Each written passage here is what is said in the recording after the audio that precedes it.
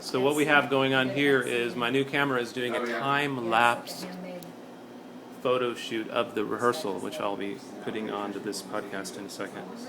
Right there, time-lapse. Really? Okay, we're taking a break, and I'm chatting with Brad, eventually, over here on the steps. Brad Evilsizer, and who I've been out of touch with musically for probably 5 years. Something like that. 5 years or so, and I first played with you or met you probably in 95, around then? 95, around 96. when you moved to Austin from Colorado? Mm-hmm. I And think one of the first things we did was the Ian Moore show. Right, the More Strings Attached show. Yeah, Well, no, yeah. and it wasn't even strings attached at that time, was it? It was just a collaboration at a church on the drag. Was that one of the first shows? You run drums? I think so. That's I right. think so. And I have to say, I'm really enjoying playing with you.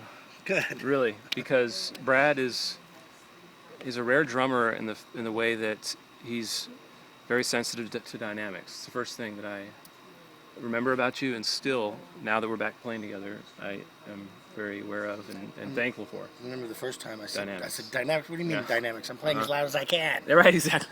What does that mean? Huh. No, but I mean, we've done a lot of different shows, from a Sean Colvin show where you were playing a lot of percussive, playing drums in a percussive manner, which actually, remember, I think, like, where are the drums, Will, on the mix? I can't hear them. You were playing so soft on that particular session in the church, nice. But it was nice. And he's Brad is a drummer that listens to the song, listens to the lyrics, and plays to the lyrics. I don't know if you want to add anything to that, but like I said, you play dynamically, and then we've gone from that quiet, folky kind of show all the way to the show that you suggested to me when we were on tour. You said, "Well, we should do Led Zeppelin," and I was skeptical. I said, "I don't know how you're gonna make that work." And now, you know what? It's one of our best, one of my favorite shows, and we've done it like probably 10 or 15 times. I remember when you started actually started listening to more Led Zeppelin and like seeing their repertoire. I think I still have a few of your CDs. Right.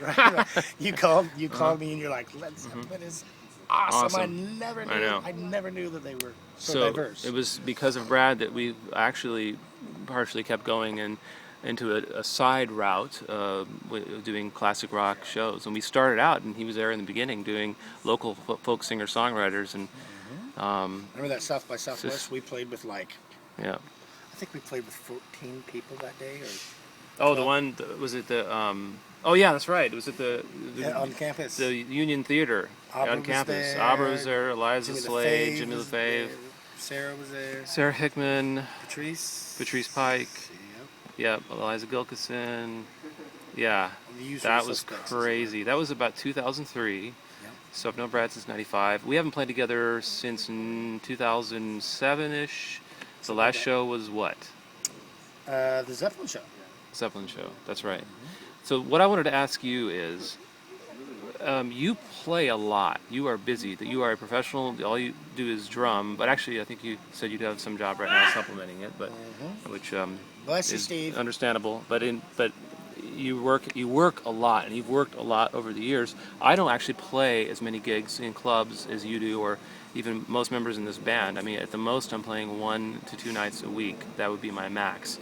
My question is like, you're hearing a lot of these songs over and over again. You're playing with the bands the same music, but when I look at you, it still looks like you're having a blast. You're still listening to the song. You're having a great time. You're connecting with the musicians, and it is so rare for a drummer. Well, I don't know if there's some drummers I've worked with that your eyes are connecting with everybody in the band, and it's the kind of musician I like to work with. It's the kind of band I like to have. So what keeps it fresh, like that you're playing these same tunes over and over again? Just is there anything, or is it that's just the way music is for you? Just the whole Zen thing of being in the moment and acting like it's the first time and the last time that you're going to play these songs. Okay. And just being in the moment. I mean, just even rehearsing. Exactly. In rehearsal, it's the same thing. Up your back like it's the real deal. So every time. But how does it work for you? How does it, when you're at a rehearsal, you're not saying, "Oh God, I gotta get through this rehearsal," blah blah blah. I mean, you might be tired. I mean, let's say there are times when I feel like that, but somehow, in a certain situation with certain people, you feel this rise. You feel a rise that out of that depths of just worrying about your day or whatever you have to deal with, and you're in this new place because of the activity that we do together. I found that happen. And the right? energy, the energy that this group brings, it just kind of forces you to be in the moment. Awesome. You know, a lot of So stuff, you're just lot of carried. stuff going on, and it's so refreshing just to be able to exhale in the moment. You know, Right. even if it's a rehearsal in a barn with 5 of your sweaty friends, just that release is. Yeah.